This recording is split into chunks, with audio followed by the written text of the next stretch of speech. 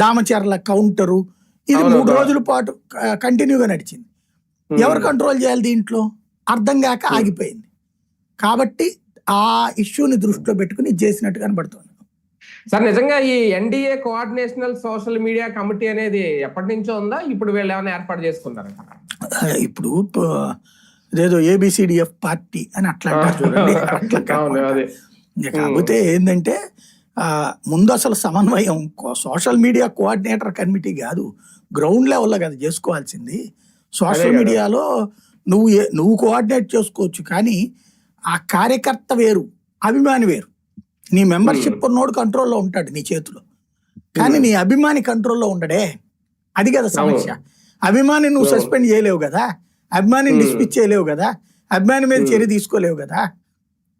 కాబట్టి ఇక్కడ మీరు మా అభిమానులు కాదు, మీరు దురభిమానులు అని చెప్పబోతున్నారు అనమాట.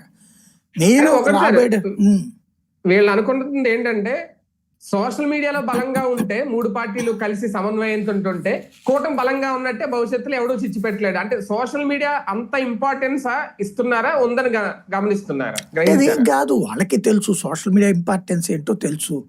సోషల్ మీడియా ద్వారా ఓట్లు రావు, కానీ ఓట్లు పోతాయి.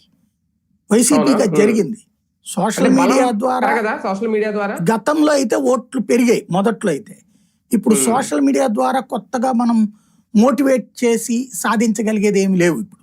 ఎందుకంటే ఫస్ట్ లో